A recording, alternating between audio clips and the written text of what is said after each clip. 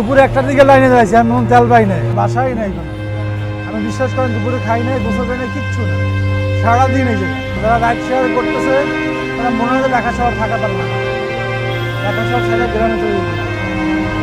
যদি আপনি সংসার না চালাইতে পারেন, বউ বাচ্চা না চালাইতে পারেন, বাসা ভাড়া না দিতে পারেন, আপনি তাহলে খাইবেন কি ঢাকা শহর থেকে? আপনার যদি থাকে আমাদের ঠিক মতন দেখ, আর তাই নাহলে পাম্প বন্ধ করে দেখ। দিনভর রোদ্রে পড়লাম, ঘামে মরলাম সব দিক দিয়ে, এখন রাতভর এখানে জায়গায় থাকতে হবে, তাহলে আমরা আর কোথায় যাব? আমাদের শান্তি কোথায় আছে? জ্বালানি তেলের দাম বেড়েছে, কিন্তু মানুষের তেলের জন্য ঘন্টার পর ঘন্টা অপেক্ষা কমেনি। তেল নেওয়ার জন্য বৈশাখের এই গরমে ঘন্টার পর ঘন্টা অপেক্ষা করতে হচ্ছে। ঘন্টার পর ঘন্টা অপেক্ষা করে তেল নিতে গিয়ে মানুষ ক্ষুব্ধ হচ্ছেন, অনেকেই তার মেজাজও হারিয়ে ফেলছেন। আমাদের দরকার হলো আমরা যারা ফুয়েল পাস নিয়েছি তারাও যদি স্বাভাবিকের সঙ্গে লাইন ধরি।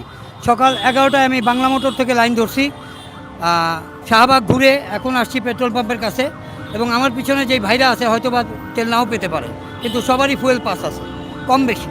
যাদের ফুয়েল পাস আছে তাদেরকে আলাদা লাইনের ব্যবস্থা করে দেয় গভর্নমেন্ট।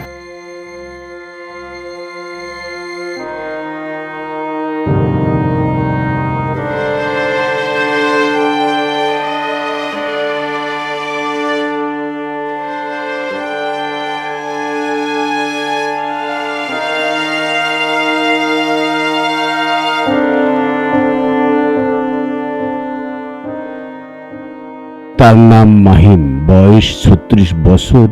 6 বছর আগে করোনাকালে চাকরি হারিয়ে মোটরসাইকেল চালিয়ে তিনি জীবিকা নির্বাহ শুরু করেন।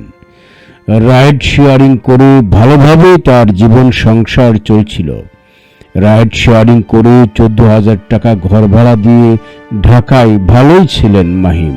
কিন্তু গেল 28 ফেব্রুয়ারি ইরানে মার্কিন যুক্তরাষ্ট্রের হামলার পর বিশ্বের জ্বালানি তেলের বাজারে অস্থিরতা, সেই প্রভাব পড়েছে বাংলাদেশেও। ইরানে যুদ্ধ হলো, সেই প্রভাব পড়েছে ঢাকার মাহিমের জীবনে। তেলের জন্য অবর্ণনীয় কষ্ট করতে হচ্ছে তাকে।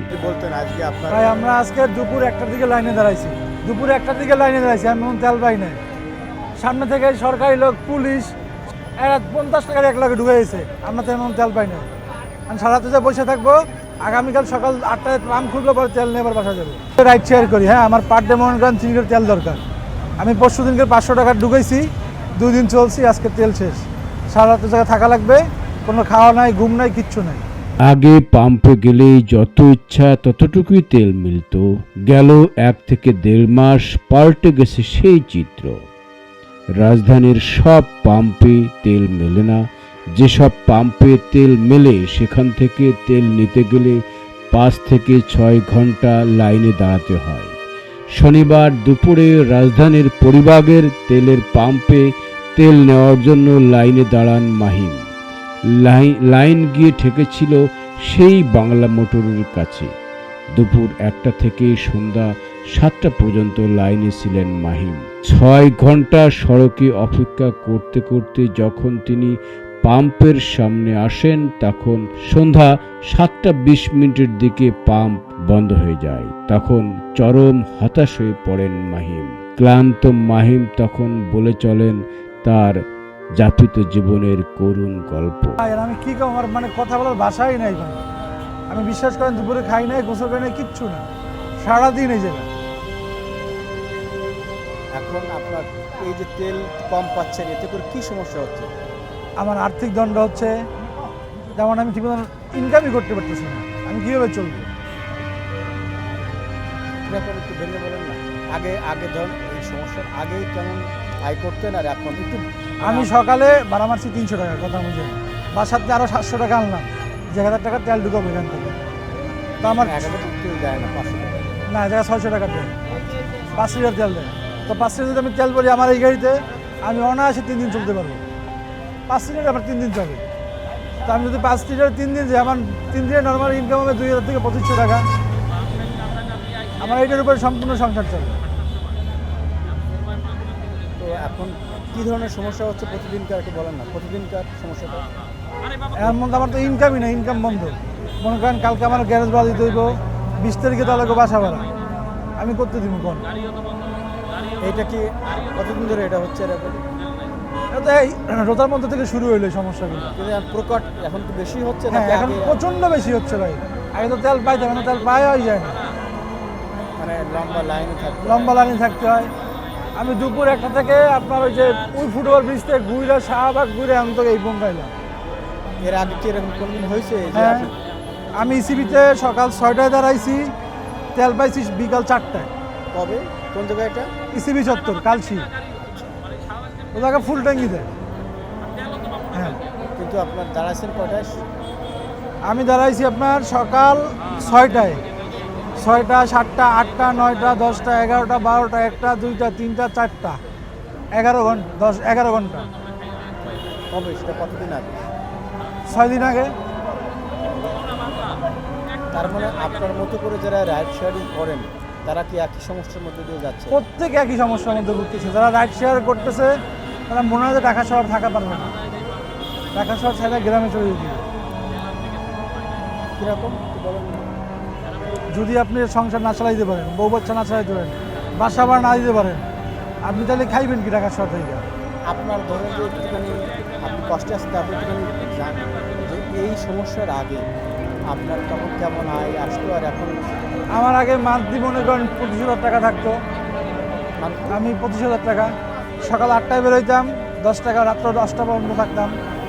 আর এখন আমি সকাল 8টায় বেরোইছি, 300 টাকা ভাড়া মারছি, বাসার তুললেও টাকা আই না, এই লাইনে দাঁড়াইলাম, তেল পাইলাম না।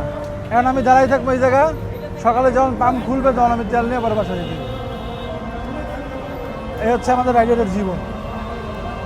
মানে আয় কি অনেক কমে গেছে? আয় তো নাই, আমি সকালে 300 টাকা ভাড়া মারছি। আজকে কথা বলছেন, আমি জেনারেল কথা বলছি। হ্যাঁ, টোটালি। কারণ আপনি যদি তেল নিতে যান পার ডে, আপনার পার ডে তেল নিতে গেলে আপনার 8 ঘন্টা সময় দেওয়া লাগবে। তাহলে আপনি সকালে ভাড়া মারবেন কখন?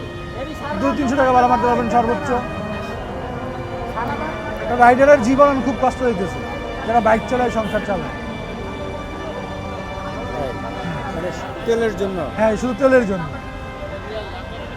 আপনারা কি চান আপনাদের কাছে কোনো এখন সরকারের কাছে শুধু একটাই বলা যে তারা সব পাম্পগুলো খুলে দেয়, যাতে সমানভাবে তেল দেয়, আর এবং সকাল 6টা থেকে তেল দেওয়া শুরু করে, তাহলে হয়তো এই সমস্যার সমাধান হবে।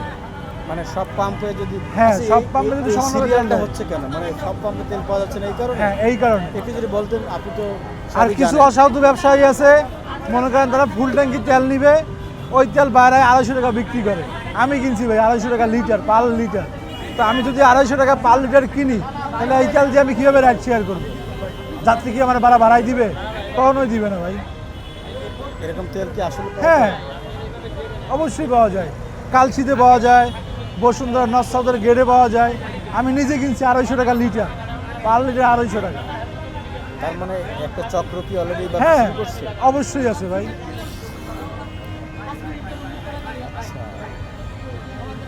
এই যে পাম্পের মধ্যে কিছুক্ষণ আগে ধরা পড়লো, উনি তেল লয়ে একটা বোতলে ভরতেছে, এই যে পাম্পের ভিতরে ধরা পড়ছে আজকে। হ্যাঁ, সরকার যাতে সব পাম্পে সমানভাবে তেল দেয়, তাইলে আমাদের কষ্টটা কিছুটা কমবে। 75% লোকই এই রাইড শেয়ারের মধ্যে জড়িত। আমি করোনাকে চাকরি করতাম নিপা গ্রুপে, করোনায় চাকরি যাওয়ার পর হচ্ছে আমি এই পেশায় চলে আসছি।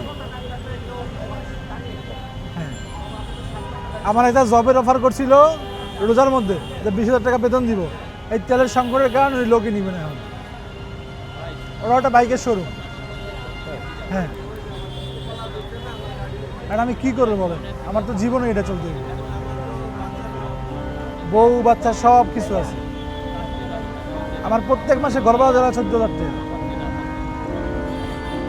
কারেন্ট বিল দেওয়া লাগে প্রত্যেক মাসে 2,000 টাকা, বাচ্চার খরচ, বাজার, সব আমার ওই বাইকের উপর নির্ভর করে। যদি চালি না থাকে আমি গাড়ি কীভাবে চালাবো? ইনকাম কীভাবে করবো? এই যে আমি সারা তো থাকবো, কী খাবো, কেমনে কী করবো? এটা কেউ বুঝতেছে না। তেলের জন্য ঘন্টার পর ঘন্টা অপেক্ষা, আবার তেল মিলছে 500 টাকা। এই তেল দিয়ে তিনি কিভাবে সংসারের ব্যয় মেটানোর জন্য অর্থ ব্যয় করবেন? মাহিম বলছিলেন, রাইড শেয়ারিং করে আমরা বোধহয় আর সংসার চালাতে পারবো না, ঢাকায় আর থাকতে পারবো না। কেবল একজন মাহিম নয়, তার মতো রাজধানী ঢাকার 1 লাখেরও বেশি মানুষের জীবনের গল্প একই রকম। যানজটের নগরী ঢাকায় রাইড শেয়ারিং করে জীবিকা নির্বাহ করেন এমন লক্ষাধিক মানুষের জীবন কিছুটা থমকে গেছে। তারা সবাই চিন্তিত, ঘন্টার পর ঘন্টা অপেক্ষা করে আর কতদিন তাদেরকে তেল নিতে হবে, আর কতদিন তাদের এতটা কষ্ট করে চলতে হবে। মোটরসাইকেলের তেল নেবার জন্য এই কষ্ট যে কেবল যারা রাইড শেয়ারিং করেন তাদের একার নয়, একই রকম কষ্ট করতে হচ্ছে রাজধানী ঢাকা সহ সারা দেশের মোটরসাইকেল চালক ও ব্যক্তিগত গাড়ির চালকদের। পাম্পে তেল নেওয়ার জন্য এখন 2 থেকে 3 ঘন্টা, 4 ঘন্টা, 5 ঘন্টা, 6 ঘন্টা অপেক্ষা করা খুবই সাধারণ ঘটনা। এমন ঘটনা ঘটছে রাতভর পাম্পের সামনে তেল নেওয়ার জন্য অপেক্ষা করতে হচ্ছে মানুষকে। গতকাল রাজধানীর পরিবাগে দেখা যায় 7 থেকে 8 ঘন্টা অপেক্ষা করে তেল নিয়েছেন মোটরসাইকেল চালক ও ব্যক্তিগত গাড়ির চালকেরা। পরে রাত 7টার পরে পাম্প বন্ধ হয়ে গেলে ক্ষুব্ধ হন অপেক্ষায় থাকা অনেক মোটরসাইকেলের চালকেরা। পরে দেখা যায় যারা তেল পাননি তারা কেউ কেউ সারা রাত সেখানে অপেক্ষা করে তেল নিয়ে বাড়ি ফেরার কথা বলেছেন। তার নাম জাকির, তিনি পেশায় ব্যক্তিগত গাড়ির চালক। তেল নেওয়ার জন্য গতকাল সকাল 8টায় বাংলা মোটরে লাইন দেন। সকাল গড়িয়ে সন্ধ্যা, তখন তার গাড়িটি শাহবাগের পরিবাগের পাম্পের সামনে আসে। তখন পাম্পে বন্ধ হয়ে যায়। সারাদিন অপেক্ষার পর তেল না পেয়ে চরম হতাশ হয়ে পড়েন জাকির। তখন বলতে থাকেন তার জীবনের কষ্টের কথা। সকাল 8টা বাজে বাংলা মোটর থেকে আমরা লাইন দিছি। লাইন দিয়ে পরে আমরা মোতালেব প্লাজার ওখান দিয়ে একটা গুল্লি দিয়ে আবার ইস্টার্ন প্লাজার সামনে দিয়ে আইসে পরে কাটাবন ঘুরিয়ে এখানে আসতে আসতে 7টা বাজে গেছে। 7টা বাজে এখন দেখি গেট টেট বন্ধ, এখন আর তেল দিবে না। শত শত গাড়ি এভাবে লাইনে আমরা পড়ে আছি। এখন গাড়িতেও তেল নাই, তেলের বাতি শো করছে আরও একদিন আগের থেকে। এখন যাওয়ারও কায়দা নাই, বাধ্যতামূলক এখন রাত্রে এখানে আমাদের থাকতে হবে। কালকে সকালে যখন খুলবে তখন তেল ঢুকায়ে তারপরে আমার এখান থেকে যেতে হবে। আমাদের দুপুরে খাওয়া নাই, নেওয়া নাই, এই এক অবস্থা পড়ে আছি আমি ফুটপথে। আপনি দুপুরবেলা খাননি? না, দুপুরবেলা ওই কোনো রকম বাদাম টাদাম এগুলি খাইয়ে দেয় আসি দাঁড়ায়। এখন কি করব? 8টার সময় আপনি এসেছিলেন? 8টার সময়। প্রায় 2 সপ্তাহ তো আমাদের এইভাবে চলতেছে। এর আগে 3000 টাকা তেল নিছি, সেটা দিয়ে 3-4 দিন চললাম। এখন তো অলরেডি বাতি শো করছে, এখন তো যাওয়ারও কায়দা নেই। আগের দিন তেল নিতে কয় ঘন্টা? আগের দিনে আমার 8 ঘন্টা লাগছে। সাউদানে আমরা 9টা বাজে লাইন দিছি, 4টে 20-এ আমি তেল পাইছি। তাহলে আমার 7 ঘন্টা লেগে গেছে ওখানে। ইরান যুদ্ধ শুরুর পর থেকে মোটরসাইকেল চালক ও ব্যক্তিগত গাড়ির চালকদের তেলের জন্য অনেক কষ্ট করতে হচ্ছে। তীব্র গরমে ঘন্টার পর ঘন্টা সড়কে অপেক্ষা করতে হচ্ছে। কাজকর্ম সব রেখে শুধু তেলের জন্যই 7 থেকে 8 ঘন্টার সময় ব্যয় হচ্ছে কারো। এতে চরম ক্ষুব্ধ মানুষ। তাদের দাবি সরকার যেন অবিলম্বে মানুষকে এই হয়রানি থেকে রেহাই দেওয়ার কার্যকর ব্যবস্থা নেয়। হচ্ছে এখন দিনভর রোদ্রে পড়লাম, ঘামে মরলাম সব দিক দিয়ে। এখন রাতভর এখানে জায়গায় থাকতে হবে, তাহলে আমরা আর কোথায় যাব? আমাদের শান্তি কোথায় আছে? আমার মালিক এখন আমরা চাই কিভাবে, আমার কথা তেল যদি থাকে আমাদের ঠিক মতন দেখ, আর তাই নাহলে পাম্প বন্ধ করে দেখ। আমরা একটা রিল্যাক্সে থাকতে পারি যে 10 দিন পরে পাবো, 20 দিন পরে পাবো। আমাদের মালিক ওইভাবে একটা কিছু বলে দেখ, আমরা সেদিকেই রাজি আছি। কারণ এইভাবে তো 24 ঘন্টা আমরা যে কষ্ট পরিশ্রম করি, আমরা কি পাচ্ছি? আমাদের যান জীবন সব শেষ, খাইতে পারতেছি না। এখন যে খাইতে যাব এই গাড়িটা থুয়ে কিভাবে যাব আপনি বলেন? টঙ্গী থেকে এখানে আসছি তেল নিতে। সকাল 8টায় এসে ইস্টার্ন প্লাজা থেকে আমি লাইন দিছি। লাইন দেওয়ার পরে সেই সারাদিন গাড়িটারে টাইনে এগোইতে এসে শাহবাগ মোড় দিয়ে এসে পাম্পের কর্নারে আসার পরে তখন বাজে এলো 6:35। 6:35 আসছি। আসার পরে আমরা আর গেটে ঢুকতে পারলাম না। এখানে হোন্ডার চাপ, ওখানে গাড়ির চাপ, এখানে এত লোকজনই হয়েছে আর ঢুকতেই পারলাম না। আমার হাতে এখানে আবার 7টায় বন্ধ করে দেয়। আমরা টাইম মতো নিয়ে আসছি, কিন্তু আমার পয়েন্ট এখানে এখানে আসার পরে যে এখন আমি 3 নম্বর সিরিয়ালে আছি, আর ঢুকতে পারলাম না। তাহলে এখন কি করবেন? এখন আমার সারা রাত থাকতে হবে এখানে, আমার গাড়িতে তো তেল নাই, আমি তেল নিয়ে তো আমি টুঙ্গি যেতে পারবো না। সরকার মোবাইল অ্যাপ ভিত্তিক ফুয়েল পাসের কার্যক্রম শুরুর কথা জানিয়েছে বিদ্যুৎ, জ্বালানি ও খনিজ সম্পদ মন্ত্রণালয়। ঘন্টার পর ঘন্টা অপেক্ষা করে থাকা মোটরসাইকেল চালক ও ব্যক্তিগত গাড়ির চালকেরা বলছেন, এতটা কষ্ট করে তেল নিতে গিয়ে তাদের পেশাগত জীবন দারুণভাবে বাধাগ্রস্ত হচ্ছে।